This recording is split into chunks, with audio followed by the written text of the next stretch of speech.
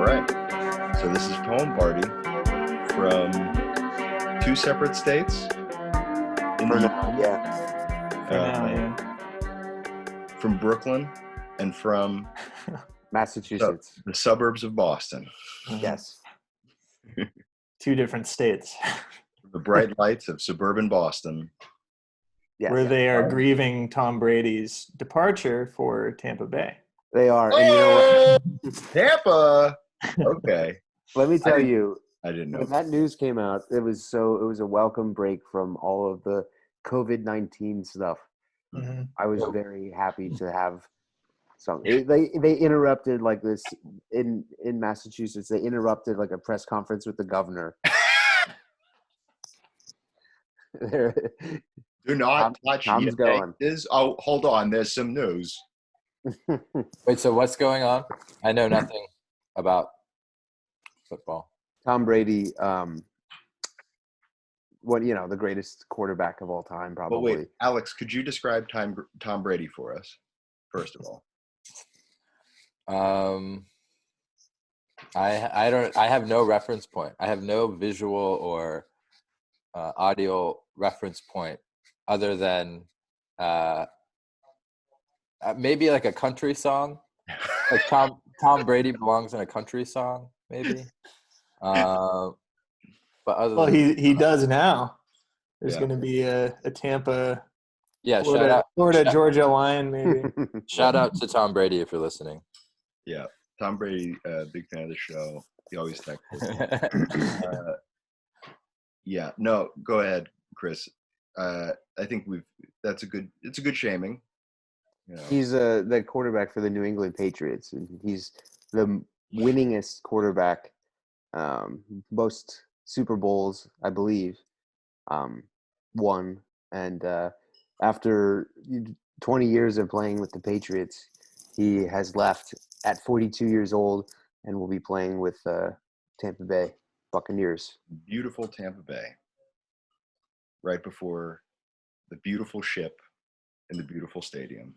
Mm-hmm. Yes. The beautiful cannons. Does anyone know how old Barry Bonds was when he retired? I think probably his late 30s. Yeah, 39, and I think sticks out. It's interesting that you would ask that question. Well, no. Let me see. Let me check. I'm just thinking of, famous sports players who, before retiring, moved to shitty teams. Oh, it happens all the time. Yeah. Don't talk shit about Tampa. Well, they had a losing record last year.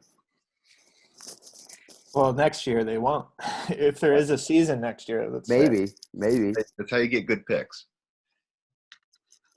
But so we've been experiencing a bit of isolation. There's a reason why we're not sharing the same table, why we're not sharing a couch. Yeah. Why we're actually able to record our faces. Yeah. For better or as worse. it seems the whole world is now recording on Zoom. Yes. Or freeconferencecall.com or something of that sort.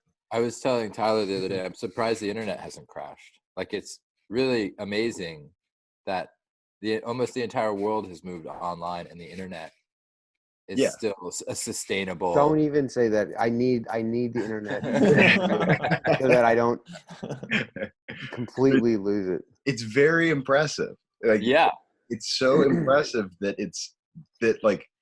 every once in a while it's been kind of slow, or like, somebody's building will go down for a little bit. Yeah. Well, in Europe, I know that they're trying to get Netflix to stream exclusively in standard definition, which I think is actually a good thing. I think they could save a lot of bandwidth if they, for right now, kind of rationed just in standard, not the HD stuff. I'd probably enjoy Lord of the Rings much less, though, in that. That would probably lead to much more, social trauma, I would say, as people isolate themselves.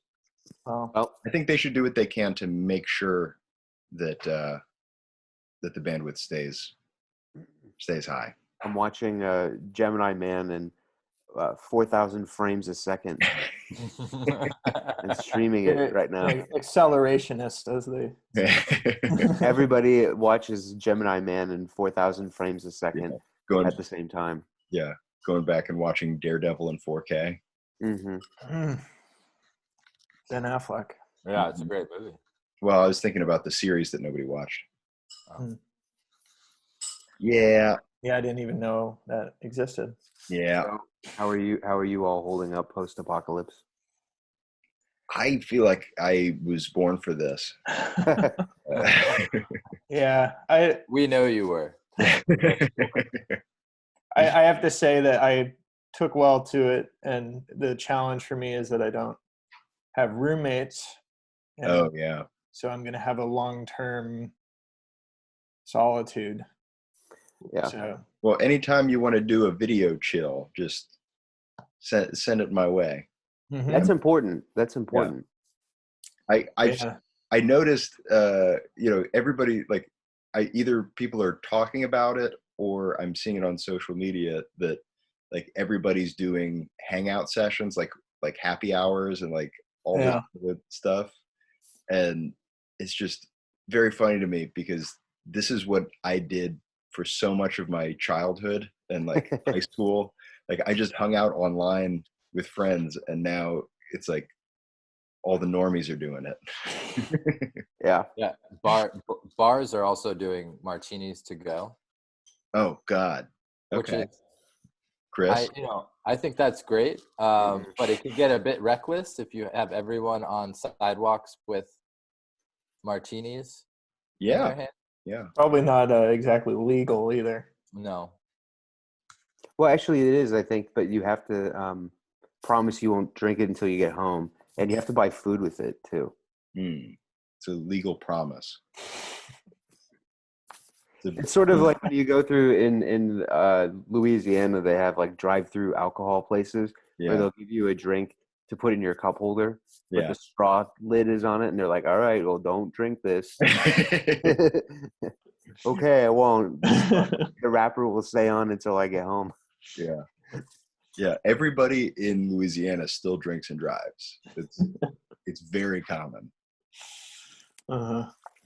I had a friend in Florida that he and his dad would go in when they would work together, and in the morning they would go into 7-Eleven and get or Circle K and get the Polar Pop cups, like the really big 32-ounce styrofoam cups, half fill it with the crushed ice, and then get cans of Steel Reserve. And you put it under the ice. And you put it in the ice in the cup, and then put the straw through and put the lid on. And you can drink it through the Polar cup with the like, soft drink cup, and it looks normal. Yeah, that's a litmus test. And I think on 2 separate occasions in my life, people have given me that advice, and that's when I know the depths of their problem. Yeah. It's like a little trap. They're like, I know a little secret. You can drive and you can drink the whole time, and the cops won't even figure it out. You just put it below the ice. I just want to let you know I'm not okay. Things aren't going all right. Exactly. I need a hand. If you could jump in and help me out, that'd be great. But until then, yeah. No. Goodness. So you felt like you were made for these times, Tyler. I decidedly, I found out that I probably am not made for these times. I could tell that from our text conversation. I was losing my mind. Yeah. It's much better. Before Chris fled the city for refuge and further north. You were texting me like really, like figuring out, do you need to run? And it's like, maybe.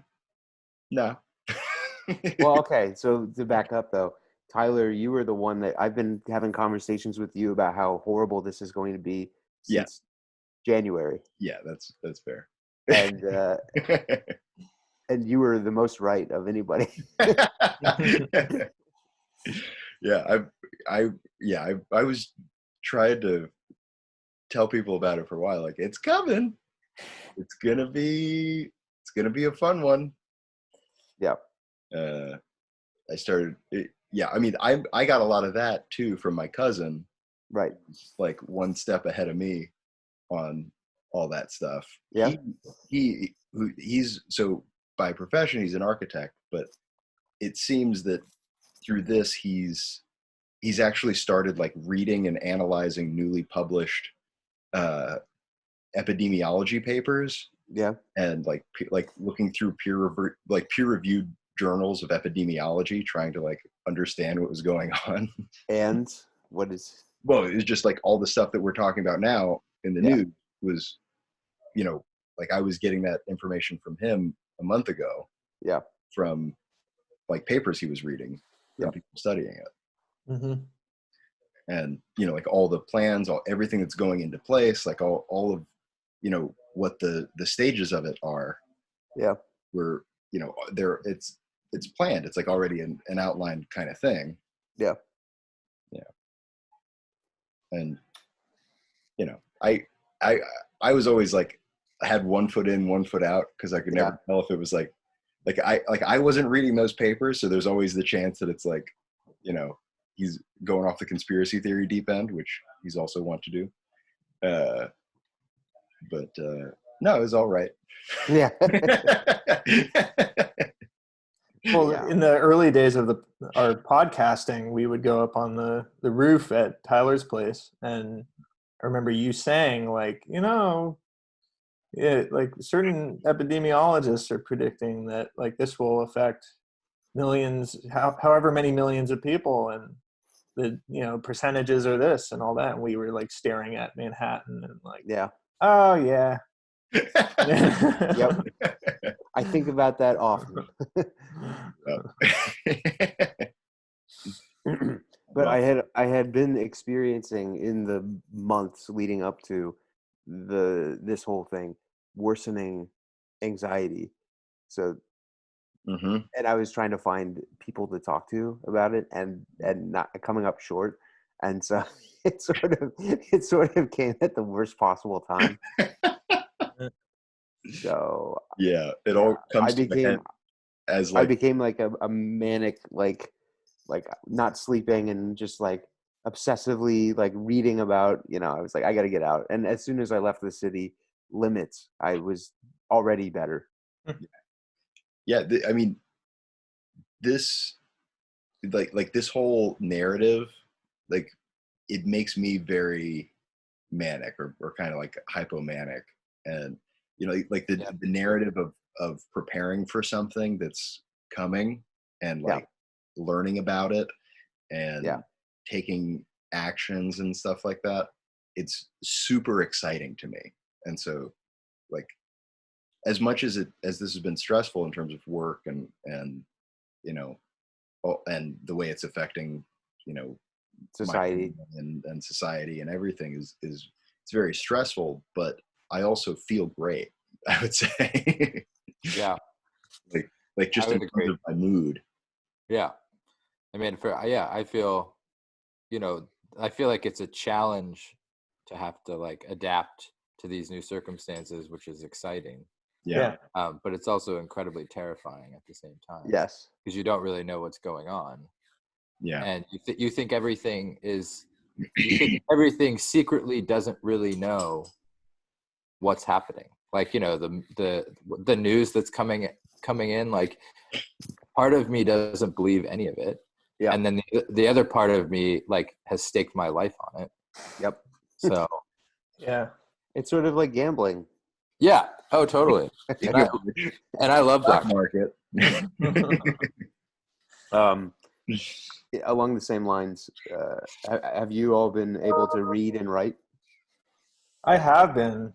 This whole week I've been doing it, which is part of why I've kind of felt okay.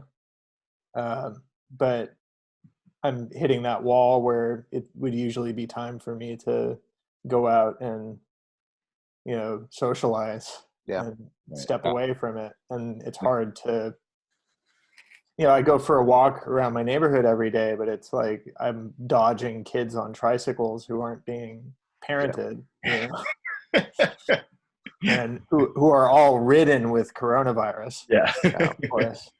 And it's like, you know, do I go into the store and buy a 12-pack, or do I figure out a way to have it delivered, or is that worse? I went to the grocery store today and bought, you know, a good amount of groceries. And the first thing I did when I got home was wipe everything down. That's smart. Yeah. So you guys are actually going into grocery stores still? Yeah. I did today. I decided that I would just go ahead and do it because, you know, I'm not sure what there was news today from the governor of New York that there's going to be a statewide lockdown, basically, starting Sunday night, with all non-essential businesses closing. And I had eaten up, you know, a portion of my rations, and so I figured I would make a run in the middle of the day today. And I went out in full gear. I don't know if you saw on Instagram. I saw it. But you know, I feel safe enough going into a store when I'm like, you know, decked out in N95 mask, goggles, and gloves, you know, and then do a full like sanitization process when I get in the house and all that sort of stuff. I managed to get some groceries delivered. Of course you did.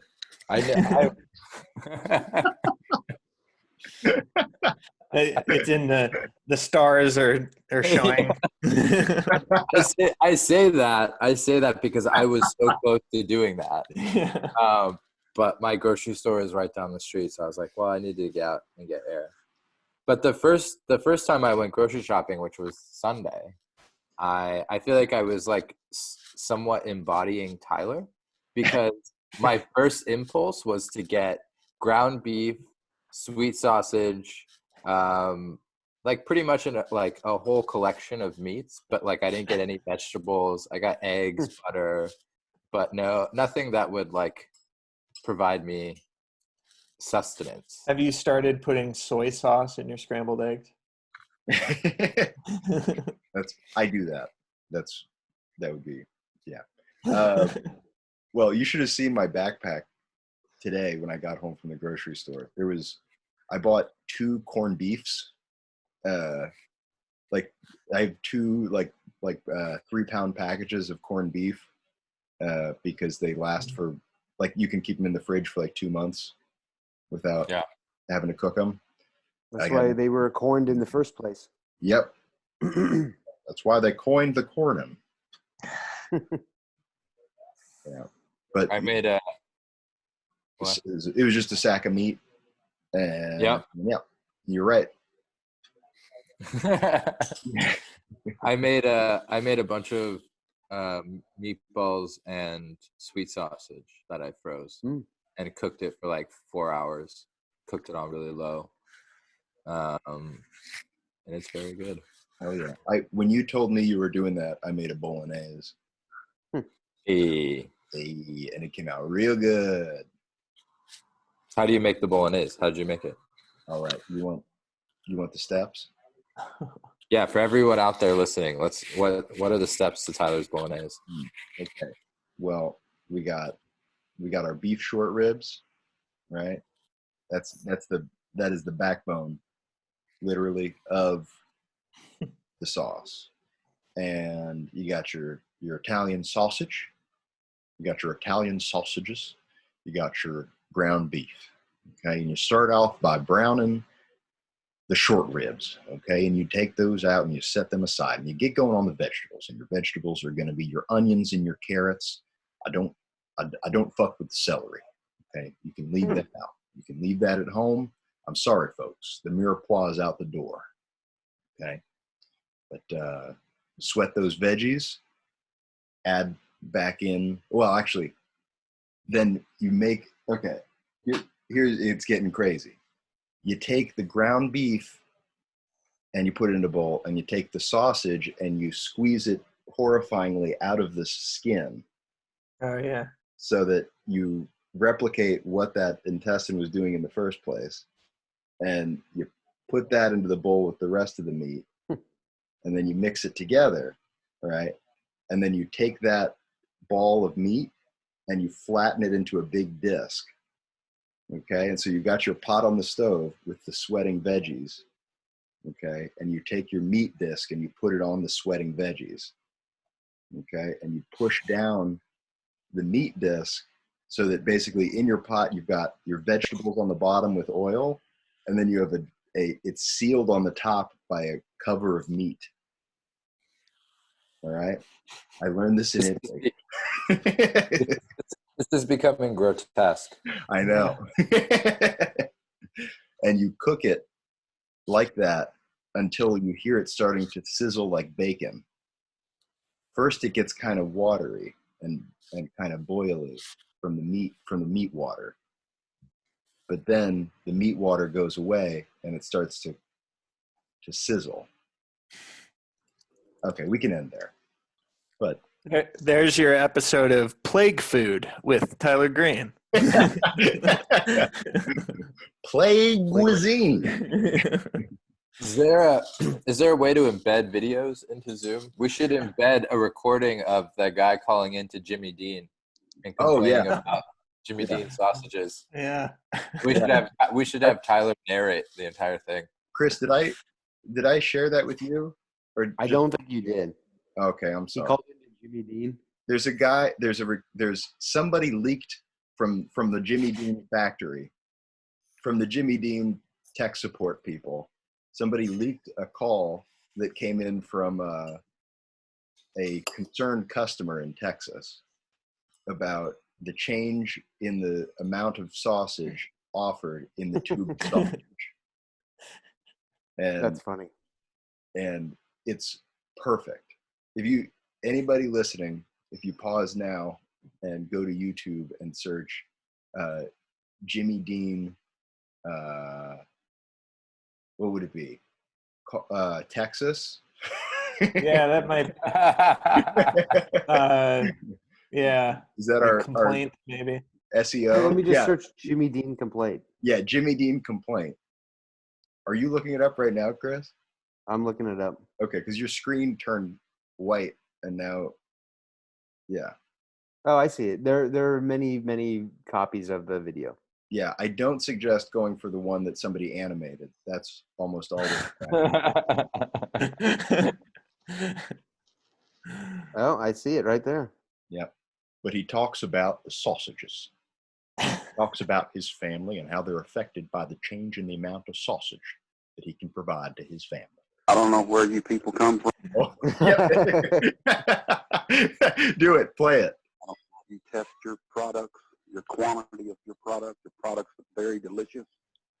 Love your sausage for 30-something years, but I can't take and feed a family of 5 on a little 12-ounce roll of sausage.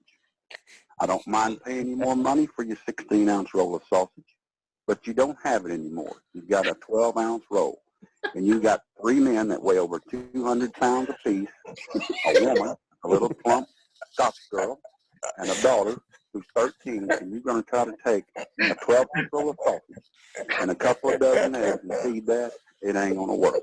And I'm not going to purchase your product anymore or ever again. And as far as your 16-ounce and maple and sage, I don't eat that. I'm not from the north. I'm a Texas man. Jimmy Dean sausage is for Southern people to eat with the breakfast, with the fried eggs and the T-bone steak. And I can't see going to a little 12-ounce package to feed 4, 5, 6 people. And I'm not going to buy 2 of those 12-ounce packages just because you want to downsize and charge the same goddamn price. I'd sure like a reply, and I'd sure like you to go back to your 16-ounce package on your regular sausage, because I'm not going to buy it otherwise ever again. I'll just have my own damn sausage made like I used to 30-something years ago. It's not tasty as yours is, but it'll work. Goodbye. Oh. I like when he's just like, it ain't gonna work. We ain't from the north. With your T-bone steaks. Maple. Imagine eating a breakfast of T-bone steaks and sausage. and egg. Oh my god. It sounds good, to be honest. Yeah. But that's breakfast. No, but one's your main and one's your side. Yeah.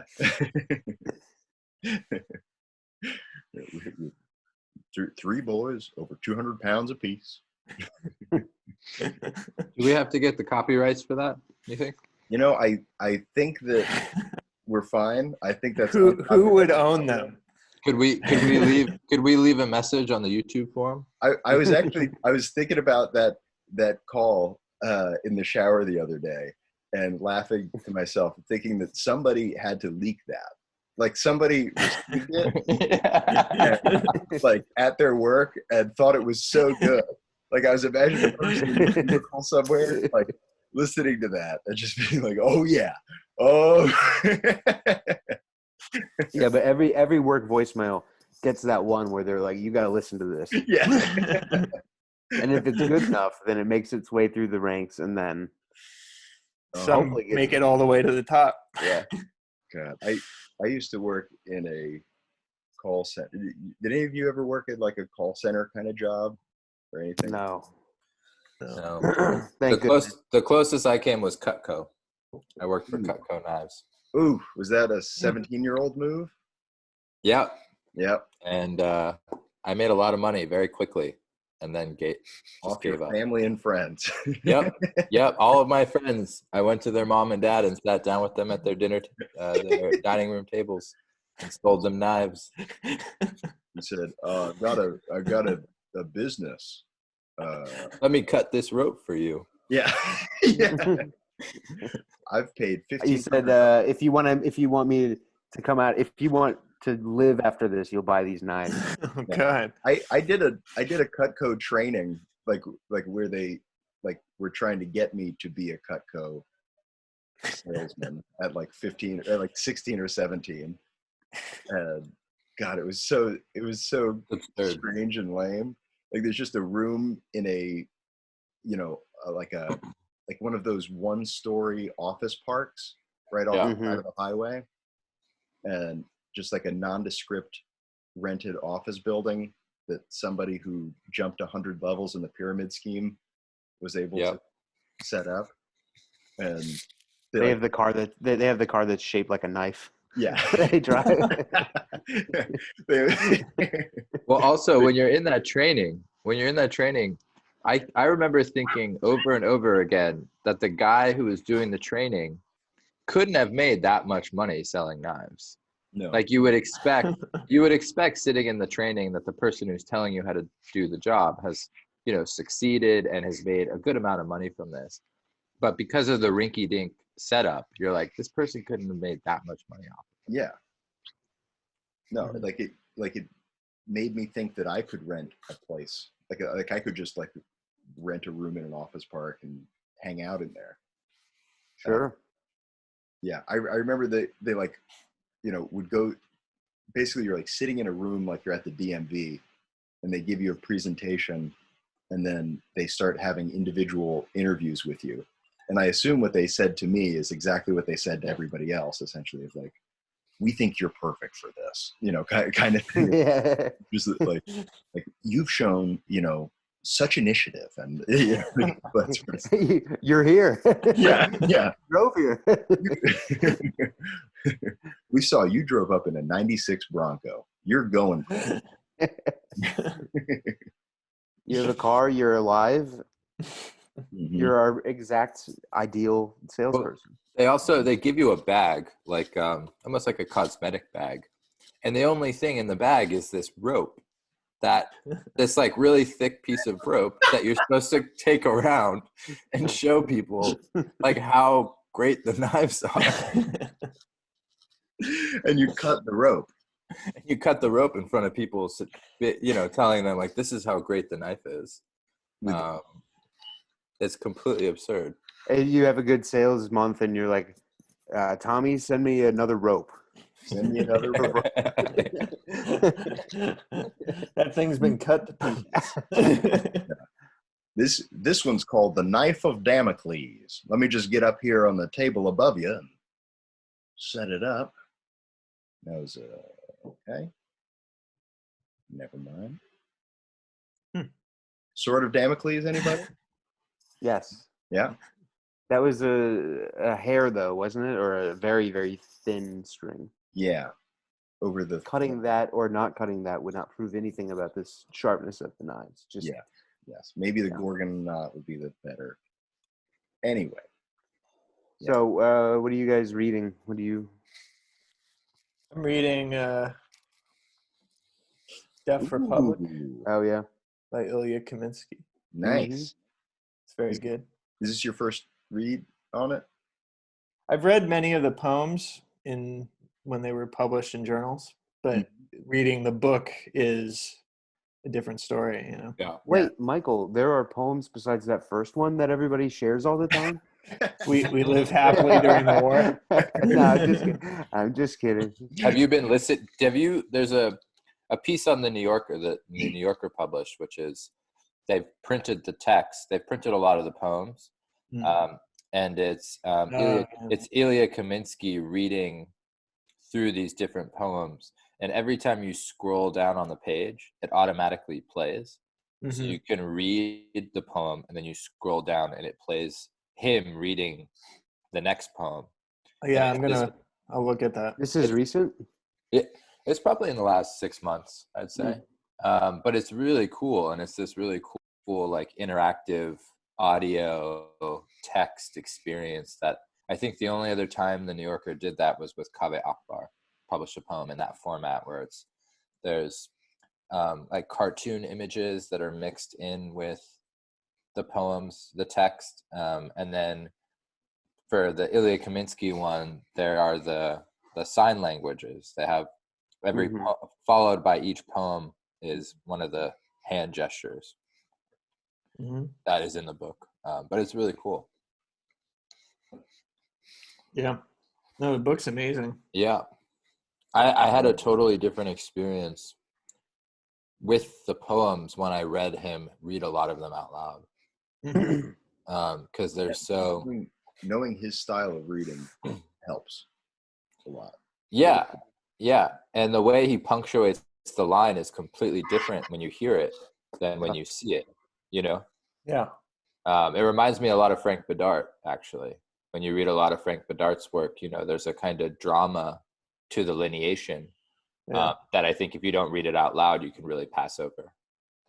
But that's cool. That's a great, yeah. Who else? What about you, Alex? I've been reading, I got Matthew Rohr's new book, The Sky Contains the Plans. I'm reading that. It's pretty cool. And then I haven't started it yet, but I got this in the mail. Oh, nice. She's really great. Yeah, I think it'll only show when you're talking. So if you're holding it up to the camera, like the way the video cuts is based off. I'm still holding it up. This is me holding it up. And this week I've been like flipping through this. Oh yeah. He knows. Do we know allergies? How does that translate in Elegy 1 where it's talking about the angel? Every angel is something. How does it? Terrible. Terrible. Okay. Yeah. What's the German, or what's the English translation? Well, I've seen it as terrible. I've seen it as terrifying. The German is skrecklich. Ah, yes. Okay. That's definitely terrible. Each angel is terrible, and then a few lines before, beauty and terror are capitalized, like they're characters in the poem. And I would imagine that capitalized terror is closer to the literal translation than the one you're pointing out. Right. Are all nouns in German capitalized? I don't think so. Yes, they are. Oh, they are? Yes. Yeah, I don't know. I mean, the Stephen Mitchell translation, that's sort of the most common one, is, I think, terrifying. The Spender, you mean? The Stephen Spender? No, there's isn't it Stephen Mitchell? Stephen Mitchell. Yeah, he has it as terrifying. and I originally read it as terrible, and that is like really welded in my imagination of it.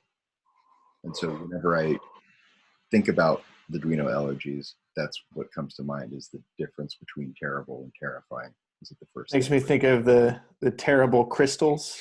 Yeah. Mm-hmm. Yeah. Yeah. Shout out. Lucy Shout Brock. out to Lucy Brockboy. But that was someone writing to Hopkins, wasn't it? Oh yeah. Yeah. That's right. Speaking. Well, there's. Oh no, I'm sorry. Go, Chris. No, you go. No, I was just gonna say that in the introduction to this translation, Stephen Spender compares Rilke to Hopkins, and I'll read the. Yeah, it's it will only, as Hopkins would say, explode when the reader comes to it with recollections of it in context. And he's describing Rilke's kind of conundrum in trying to articulate what can't be articulated. You know, trying to find representations externally for experiences internally. Mm-hmm. And he was saying that a lot of the language of Rilke's can't be translated because he's coming up with these words that escape or like explode out of their context. Like they're a little confused in terms of the context when you try to translate them into another language. Sounds like it might be good grounds for a much stranger translation than we're used to seeing. Yeah. I always think how crazy it must be reading the Dream Songs in translation. Oh, that sounds, yeah. That seems like a nearly impossible task. You have to really go out there. Because, I mean, it's just so, I don't know, it's just such a swung, like, I don't know, the rhythm to it is. But it's like that thing you always hear from, you know, like when I've talked to like Russian readers, you know, and they're like, you can never get Svetaeva, you know, Marina Svetaeva. Like your experience is so fallow compared to ours in the original, you know? And it's like, well, I love the translations, you know? Right. Like, you're right. I'm not going to be able to experience the original, but the translation is still ecstatic for me. Oh, yeah. So I wonder if that is, you know, we'd probably have to find somebody who's read Berryman and like in German or, yeah, you know, I can't even imagine, but yeah, or like especially translating it, like translating Berryman to a completely different language family, like into like Mandarin or Arabic, or you know, like really jumping to a completely different system. Yeah, interesting. I mean, I'm sure you can find the, you know, you'd want somebody who's able to read the original with a certain kind of understanding of where it's strange, right?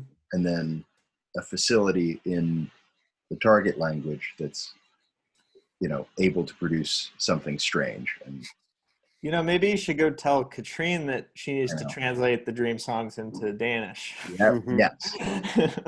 That'd be interesting. And see what her reaction is. I really want to have her on at some point. I think she's some notice, maybe later in the year. If you're hearing that, there's some work being done in my building. I don't know if you. It's a perfect time for that. Yeah. Yes. Have any of the furnishings been fixed in your apartment, Michael? Well, funny enough, the roofer is coming bright and early tomorrow to remove an air vent on my roof that is the source of my leak. And George, the very kind, kind of rough Greek man who's my roofer, will be my first social contact. Wow. That sounded strangely erotic. Yeah, I've seen that film, I think. Well, let's hope it's not. He might have coronavirus. Yeah. Thus, he wouldn't be your first. Well, you tend to be very lucky with finding amiable Greek people to assist you in things. Mm-hmm. I guess so. Take part in your experience, I should say. That's true. Yeah. The men, like, I feel like everywhere that I go, that's like a place that you frequently habit. There are Greek people who know you. Yeah, that's true. Yeah. Even at home. Yeah. Even there. Yeah. I haven't been doing that much reading myself.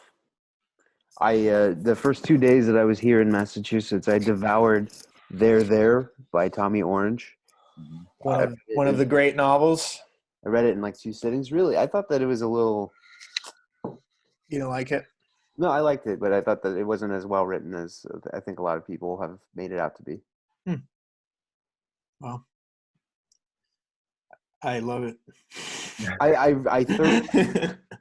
thoroughly enjoyed the experience of reading it, and I felt it in a way, but I felt like it was a little like all the Legos snapped together a little too much. Yeah. It's a highly competent piece of craft, that's for sure. Yeah. And then I've been reading a little bit when I can, Walking to Martha's Vineyard, which Michael lent me, but not too much because it makes me want to kill myself. Yeah, it's a bad. I mean, he was kind of creating his own quarantine his whole life. So. Yes. Yeah. Kind of heavy. What's your day-to-day like outside of Boston? I don't do very much. I do take walks. I watch what's it called? Cheers for hours. It's calming. What is going on? Look, I think I'm going to be okay. It's been a week. I've done very, very little, and I'm okay with it. I don't feel stir crazy. I feel like my social metabolism has slowed to accommodate my current situation. Yeah. I haven't been drinking. No nicotine, nothing. Really? Yep. Healthy living.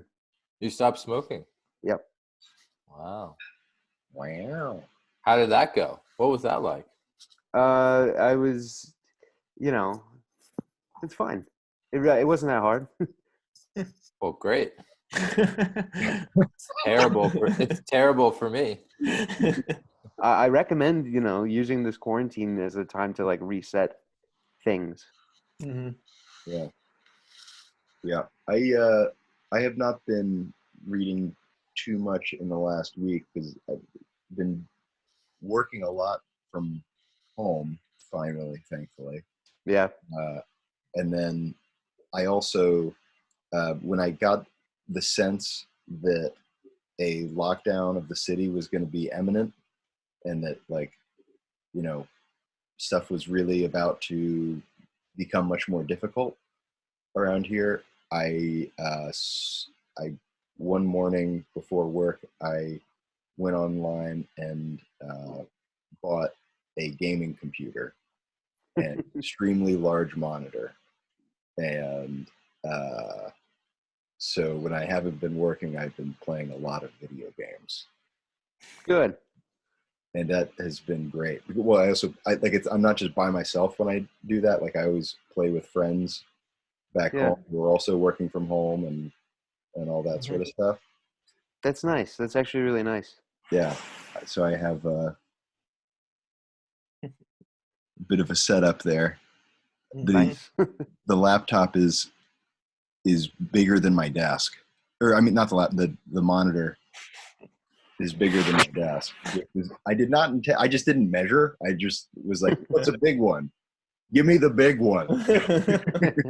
And then when the box arrived, I was like, oh God, what did I do?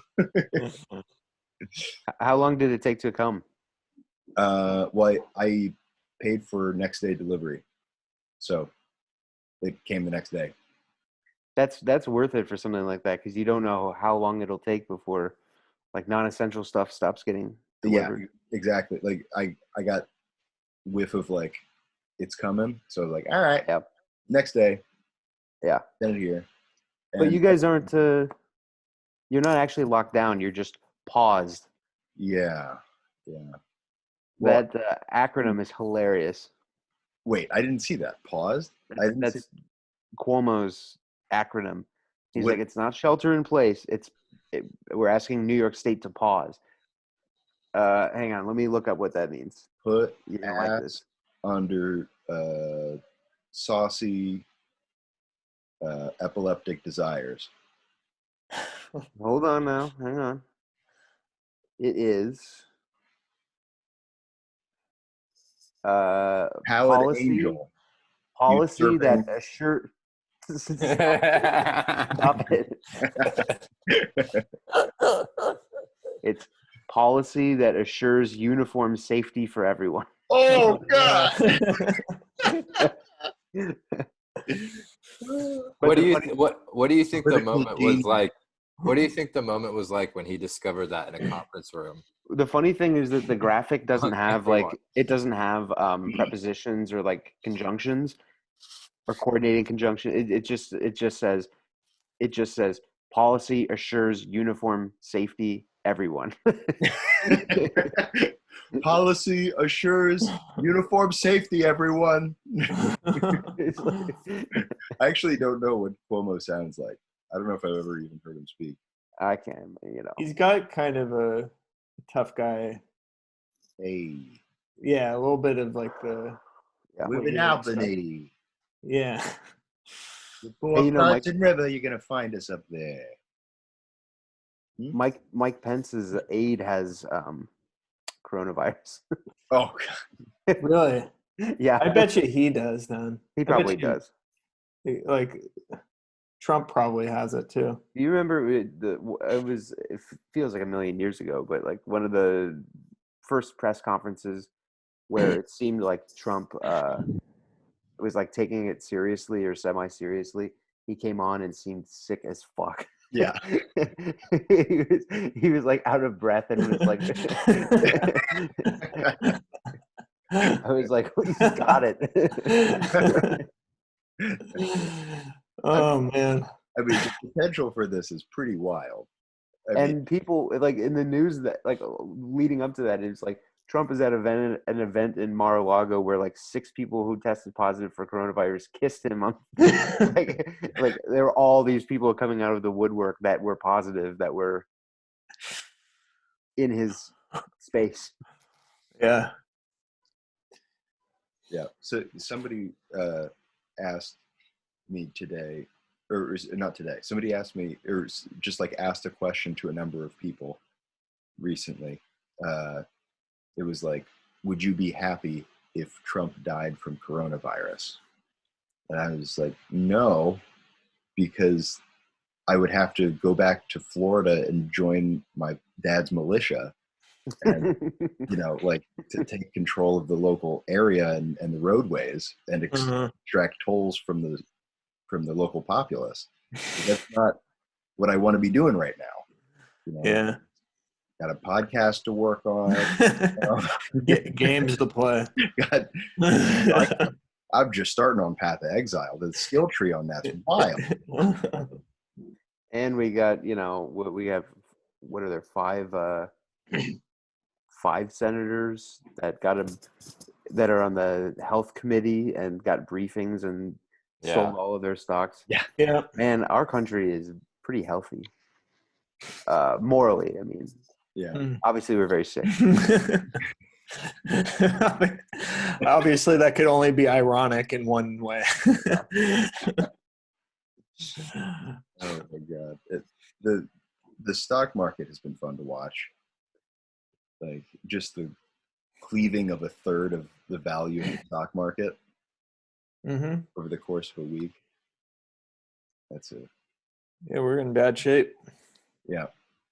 I mean, I'm completely uninvested. Actually, that's not true. As of this morning, I did buy some stock yesterday, I think, but not a lot. But You're spending. yeah, it's the manic mood Yeah. of prepperdom. I'm being profligate in my spending, but I am having fun despite the apocalypse occurring. Yeah. Look, man, when I can manage to clear my mind of everything, I feel okay, you know? Mhm. Just watch my Cheers, watch Jeopardy, Mhm. relax. Mhm.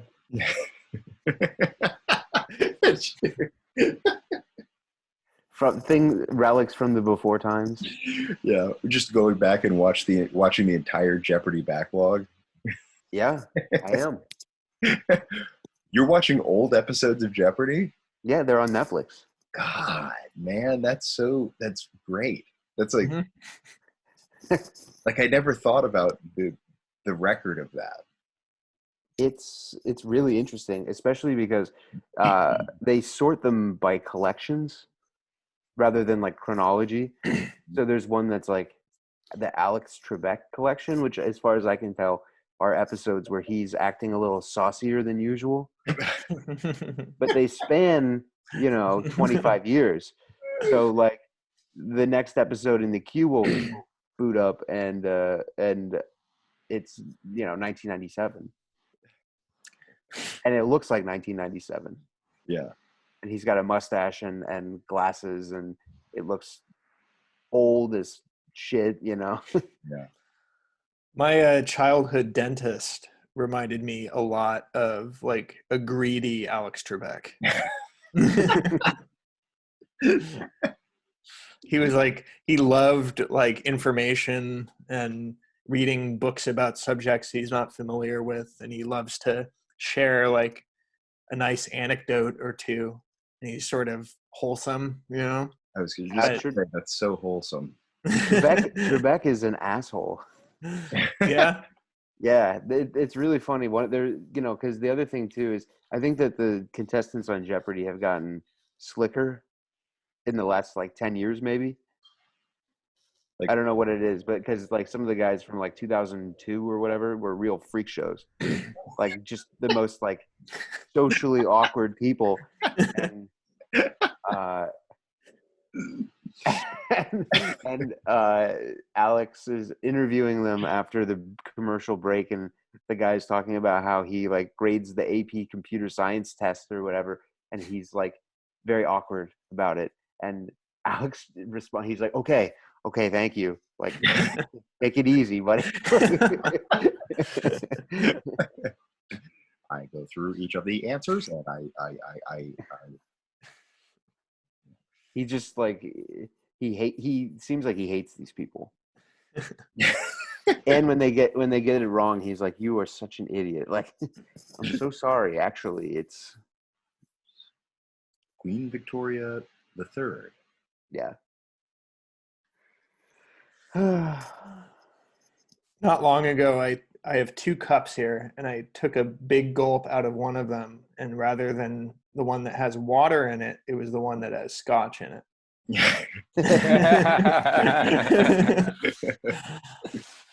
So I was scalded by it, Mm-hmm. but Well, I played it cool. You didn't know. next Sounds time we do this, I'll make sure that I actually have something. Yeah. I've just been like just pounding coffee Me too. during this whole thing. I've been drinking way too much espresso. Oh, I haven't even been having coffee. I haven't had coffee. Nicotine Well, or look alcohol. at you. Old Monastery Chris. I feel like a different person. Mm-hmm. Wow, that is a full flesh. I probably should have started doing all of those things when the end of the world happened rather than stop. But Yeah. Now I'm more level-headed to see the abject terror of our situation. Yeah. I mean, the reality of it is like it's like a really calm apocalypse. It's like the apocalypse that nobody was predicting or expecting. It's Yeah. just like, oh, everybody go home and relax and keep working. And as you keep working, it's just going to slowly fall apart. And the economy that you once knew is going to become a different economy that you that while the for the last seemingly infinite amount of time, where everybody's been saying, we can't do things to the economy, right? We have to be so careful and make sure that nothing happens, right? We're like, and I'm among those people too, of being like, well, careful, it's we're holding the world together here with an economy, so and nuclear missiles aren't in the air, guys. There's something good about that. Trump comes on tomorrow and is like, we're inventing $4 trillion. Yeah. We're just gonna print it. We got a lot of paper. I called them up. We got plenty of paper. We got the most beautiful paper. We got it's coming in from Detroit. It's coming in from. We've got factories making it here. We've got this paper. And it's and we've got ink for it. And so I don't know if you've ever seen those plates, but they're beautiful the way people put them together. You got plenty of money. Yeah. Tyler. So Tyler and I work at a school that is currently in a very frantic state trying to take its entire school online. And one of the obstacles that they're trying to jump over is how to get textbooks to students. And everything you just said, Tyler, in that voice reminds me of the conversations we had today regarding textbooks. Oh, God. Where it's like you have like...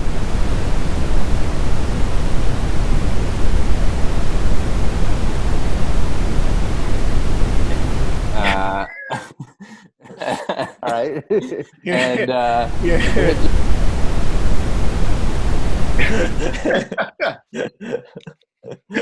you've reached your breaking point. Oh my God.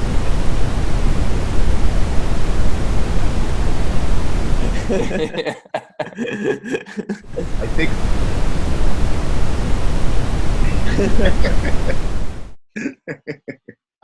but they're going to try to manually scan all of the textbooks. Oh, the way it's being told is fantastic. I had my phone on mute laughing about it during it's ridiculous. So, it's like, let's take 200 textbooks and scan every single one of them. This is what they're doing. They're saying, okay, because Massachusetts is not yet under quarantine, we're going to have somebody in Albany fill their trunk with all the books.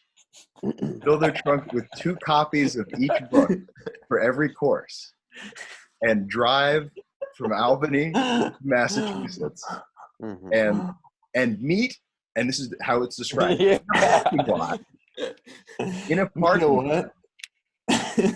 and hand the books off to somebody from the Massachusetts campus.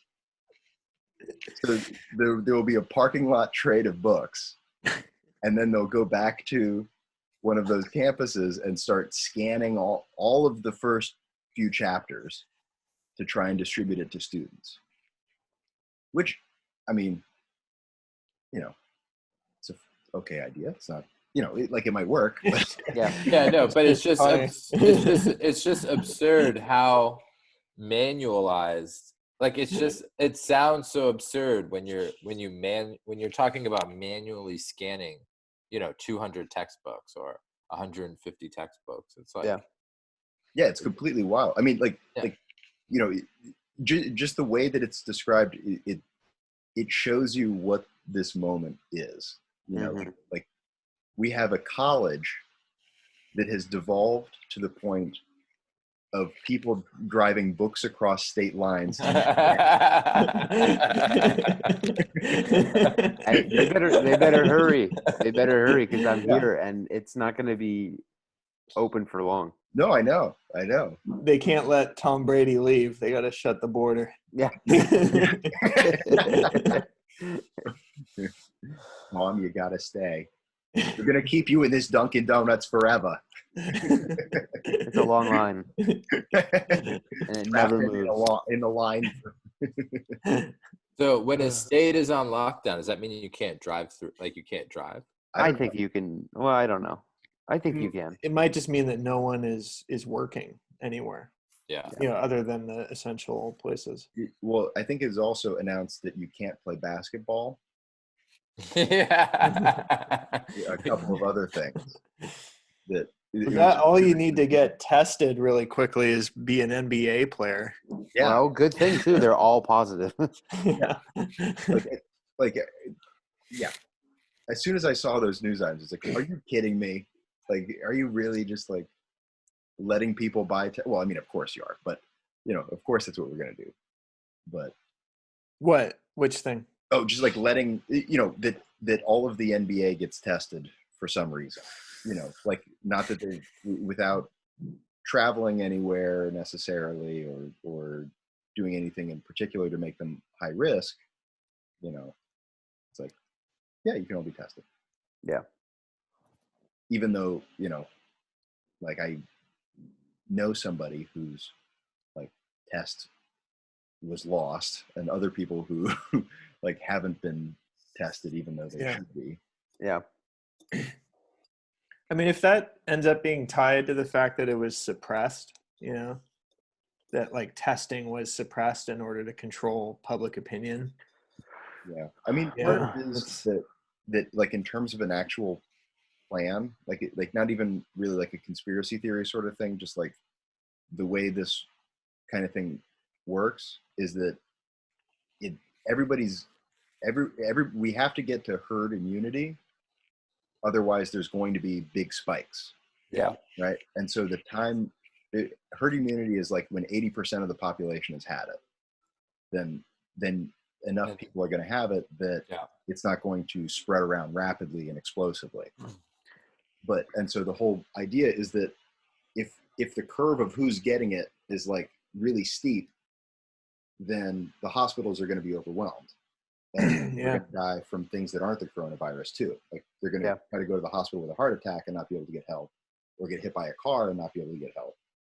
But if you push the curve flatter, and then the hospitals can accept that the ICU capacity, then you're okay.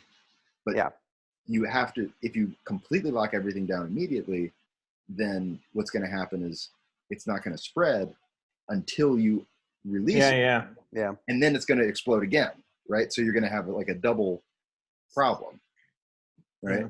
And so you have to let it spread through the population and then lock things down. Yeah. And so I think that part of the slow response is intentional, because you want to get to a certain place in terms of the population having it and then slow it. Mm-hmm. I don't know. But well, we'll see. Boys, I have to go. Yeah. Okay. Well, what are we at? I don't know. I can't. It's about an hour. All right. Well, how are we going to post this? Where are we posting? I made a YouTube channel. Yeah. I made a poem party YouTube channel. I can put it up on there. Sure. And then also I can, this will also save as an audio file. Yeah, do that. And so I'll put that up on those places. The normal Spotify, check it out on Spotify, Apple Podcasts, etc. Well, I mean, if you're at this point, you've listened to an entire episode. So I don't have to tell you where to get it. Yeah. Okay. But and reach out to us at poempartypod@gmail.com with questions, links to crossword puzzles you really like. Yeah. Recipes. If you think I'm sweating the vegetables wrong, if you think the meat disc is a bad idea, email Chris. If you were the guy who leaked the Jimmy Dean, Yeah. That's the big one. If there are more documents in the dossier, then Can I request that Jimmy Dean and or Meat Disc makes it into the title of this episode? yes. Maybe something about the Second Coming by Yates. The Jimmy Dean cannot hear the meat disc.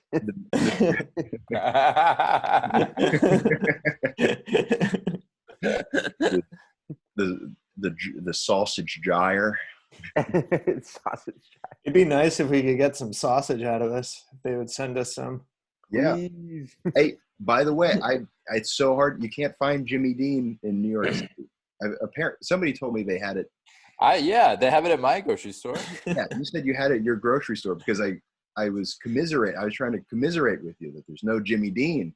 No, they sell it. They was there today when I went. Are you just far enough out on Long Island that I guess I don't know, but it's there and it's in its own. Like there's all of the frozen food section. Jimmy Dean case. Yeah, like it has the Jimmy Dean placard. Breakfast sandwiches has its own freezer on the exact opposite side of the store of all other frozen food. Okay, is this just Jimmy Dean breakfast sandwiches? Is it no Jimmy Dean sausages? Jimmy Dean in the tube. Oh, I don't know. Yeah. No. Yeah. Yeah. My friend. Look at you now. I feel like I've just revealed how much I actually don't know. Yep. This is what's going on. This is what our friend from Texas was talking about when he referred to the sausages. Okay. All right. Well, let's sign off. It was good talking with everybody. Let's do this as often as possible because this is probably, even more than this being a podcast thing. It's it feels good to talk to you guys. Yes. Yeah. Tell me about it. Yeah. All right. Alrighty. Okay. See you guys. Bye.